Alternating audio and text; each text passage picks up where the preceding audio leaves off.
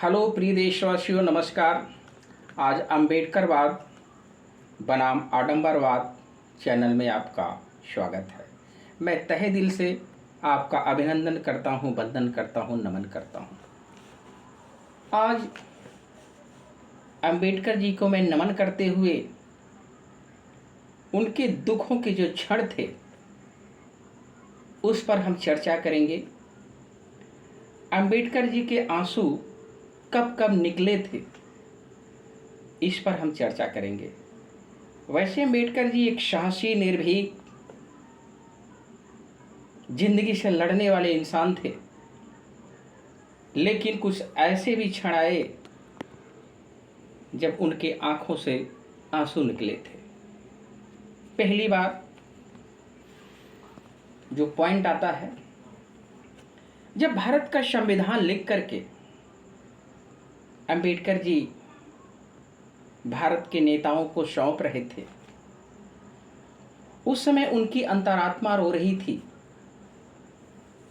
क्योंकि अम्बेडकर जी जानते थे कि जो संविधान मैं लिख करके नेताओं को दे रहा हूं, ये हमारे बहुजन नहीं है। उनको भरोसा नहीं था। वो जानते थे कि संविधान का सही प्रयोग नहीं किया जाएगा। उस समय उनकी अंतरात्मा रो रही थी, क्योंकि काफी परिश्रम करके उन्होंने संविधान को बनाया था। उनके आंसू छलक रहे थे। दूसरा दृश्य आता है जब उनकी धर्मपत्नी रमाबाई की मृत्यु हुई थी। फूट फूट करके रोए थे। रमाबाई बड़ी ही कर्तव्यनिष्ठ पत्नी थी। हमेशा बाबा के कल्याण के लिए वो व्रत भी रखती थी। उनके जाने के बाद अम्बेडकर जी की जिंदगी सूनी सूनी हो गई थी। उनको हर चीज व्यर्थ लगता था। वो अकेले में आंसू बहाते रहते थे। तो इस महान इंसान की जिंदगी में रमाबाई का जाना मालूम पड़ा जैसे उनकी जिंदगी में पूरा अंधेरा छा गया हो। जीने की रुचियां खत्म हो गई थी। एकदम अकेले पड़ गए थे। तो हम अंबेडकर जी के उन दुखों के क्षण के बारे में आज चर्चा कर रहे हैं। कब कब उनकी अंतरात्मा और उनकी आंखों से आंसू छलके थे। अगला दृश्य आता है पारसी सराय। जब पश्चिम से लौट के आए भारत में, तो बड़ौदा में, क्योंकि बड़ौदा राजा ने उनकी बड़ी मदद की थी, उनकी स्कॉलरशिप के माध्यम से वो विदेशों में पढ़ाई किए थे। और जब भारत आए हैं तो बड़ौदा राज्य की सेवा करने के लिए जब वो बड़ौदा राज्य में गए तो एक पारसी सराय में रह रहे थे। नाम बदल करके रह रहे थे। 11वां दिन था। अम्बेडकर जी बताते हैं कि दर्जनों पारसी मेरे पास आए थे, लाठी डंडे लेकर के घेर लिए थे। उनकी अंतरात्मा रो रही थी इस छुआछूत के ऊपर, क्योंकि पारसियों ने धमकी दिया कि आज शाम तक अगर नहीं निकले तो अंजाम बुरा होगा। अम्बेडकर जी निश्चित कर लेते हैं उस सराय को छोड़ने के लिए, लेकिन जब एक सरकारी बाग में शाम को जाकर के बैठे हैं तो अम्बेडकर जी फूट फूट करके रो रहे थे। अपनी देश की व्यवस्था पर काफी दुखी थे।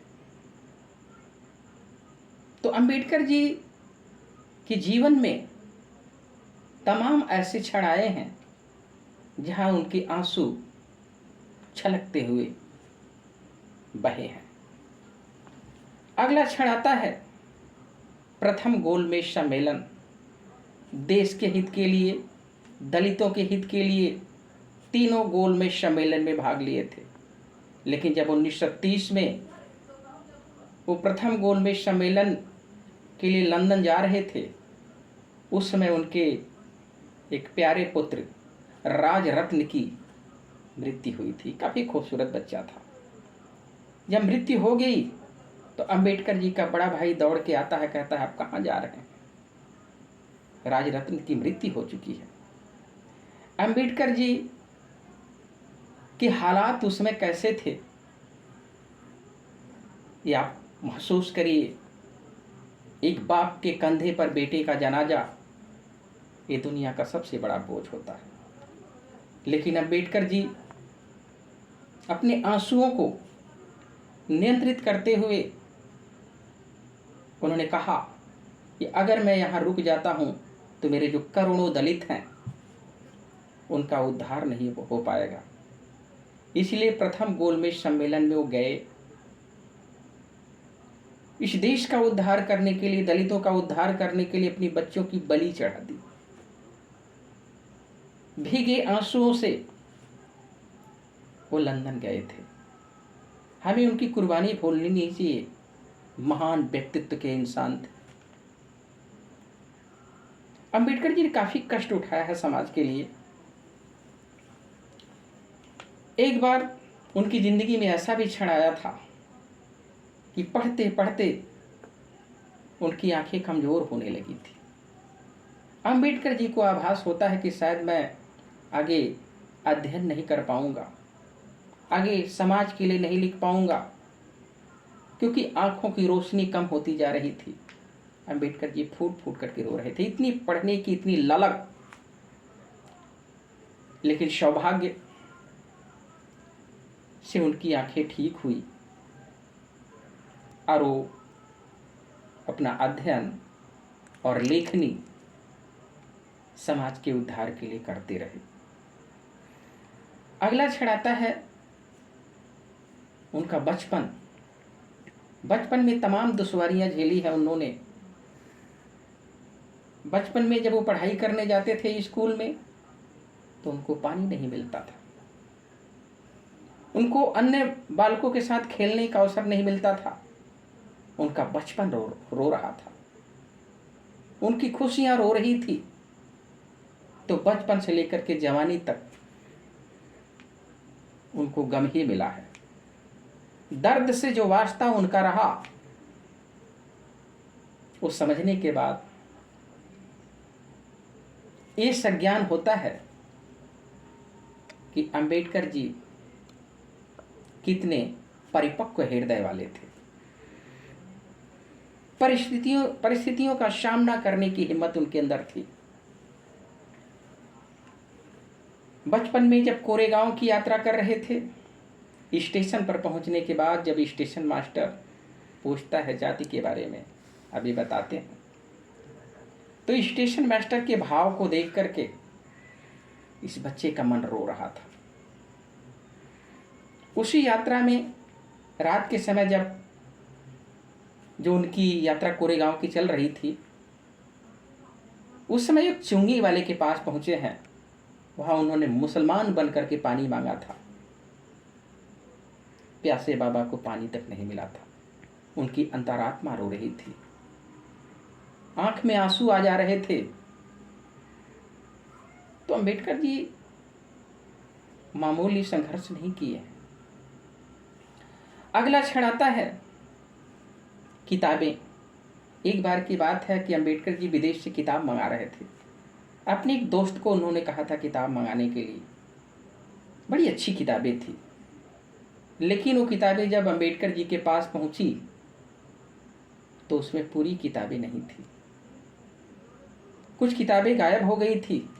उस दोस्त ने पूरी किताब नहीं भेजा था। अंबेडकर जी काफ़ी दुखी हुए थे, काफ़ी निराश हुए थे। इतना लगाव था किताबों से उनका। वहाँ भी उनकी अंतरात्मा रो रही थी। दौलताबाद का किला जब देखने गए, उन्होंने बाहर जो टंकी था वहाँ हाथ मुँह धो लिया। एक मुसलमान भाई ने गालियों की बौछार कर दी थी। अंबेडकर जी का मन काफ़ी दुखी हुआ था। वहाँ भी उनकी अंतरात्मा रो रही थी देश की जातिगत व्यवस्था पर। तो अंबेडकर जी के आंसू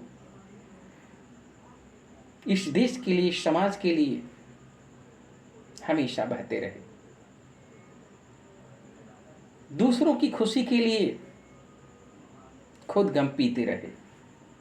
महान व्यक्तित्व के इंसान थे वो। सविता अंबेडकर जो उनकी दूसरी वाइफ थी, मालवंकर के साथ जब अंतिम समय में वो बाजार जाती है और अंबेडकर जी की जब नींद खुलती है, सविता जी का इंतजार कर रहे थे। काफी दुखी थे क्योंकि अंतिम समय में अंबेडकर जी को जैसे एक जेल में रखा गया था। अंबेडकर जी बताते हैं कि उनकी अंतिम समय की जिंदगी जैसे जेल खाना बन गई थी। उनको दूसरे डॉक्टरों से नहीं मिलने दिया जाता था, उनको दूसरों लोगों से संपर्क नहीं करने दिया जाता था। वो बिस्तर पर जैसे घुट घुट करके मर रहे थे। गठिया रोग उनको हुआ था, हाथ पैर में दर्द होता था। नानक चंद्र रत्तू जो उनका सचिव था, उसने काफी सेवा किया था। जब दर्द होने लगता था तो अंबेडकर जी की आंखों में आंसू आ जाते थे। इतनी असहनीय पीड़ा वो झेलते थे। अगला बिंदु आता है पूना पैक्ट। पूना पैक्ट अंबेडकर जी की एक मजबूरी थी, क्योंकि महात्मा गांधी जो आमरण अनशन पर बैठे हुए थे जेल में, अंबेडकर जी को जो एक अधिकार मिला था एक तरीके से, प्रथम गोलमेज सम्मेलन, द्वितीय गोलमेज सम्मेलन और तृतीय गोलमेज सम्मेलन में पृथक निर्वाचन का जो राइट मिला था, गांधी जी उसको पूरा होने नहीं दिए। वहां उन्होंने गांधी जी की जिंदगी बख्श दी, अपने दलितों की जिंदगी एक तरीके से कुर्बान कर दिया था। पूना पैक्ट पर उन्होंने साइन किया। उस समय भी उनकी अंतरात्मा रो रही थी। अंबेडकर जी एक बार कुत्ता पाले थे, उसका टॉबी नाम था। बड़ा प्यार करते थे कुत्ते से। जब वो मुंबई में रहा करते थे, जब वो कुत्ता मर गया था तो अंबेडकर जी फूट फूट करके रोए थे। उन्होंने एक हिरण पाला था। वो हिरण बड़ा ही प्यारा था, सुंदर था। वो हिरण मर जाता है। अंबेडकर जी काफी दुखी होते हैं, उनकी आंखों में आंसू आ जाते हैं। इसका जिक्र उन्होंने एफ लेडी को जब उन्होंने पत्र लिखा है, जो उनकी विदेशी मित्र थी, उसमें उन्होंने जिक्र किया है। उनकी एक कुतिया थी मोहिनी, बड़ा प्यारी कुतिया थी। उसको बड़ा प्यार करते थे। तो जानवरों से बड़ा प्यार था उनका। और इस देश समाज के हालात को देख करके भी अंबेडकर की अंतरात्मा रोती रहती थी। उनकी अंतरात्मा हमेशा रो रही थी इस देश की व्यवस्था पर, विशेष रूप से जातिगत व्यवस्था पर। तो उन्होंने जो हमको दिया है, हम व्यर्थ जाने नहीं देंगे। अंबेडकर जी का मानना था कि जीवन लंबा होने के बजाय महान होना चाहिए। तो हम उनके संघर्षों को, उनके आंसुओं की कीमत चुकाएंगे, उनके आंसू व्यर्थ नहीं जाएंगे। इन्हीं शब्दों के साथ हम अपनी वाणी को विराम देते हैं। बुद्धं शरणं गच्छामि, धम्मं शरणं गच्छामि, संघं शरणं गच्छामि। जय संविधान, जय भीम, जय भारत। नमो बुद्धाय, नमो बुद्धाय, नमो बुद्धाय।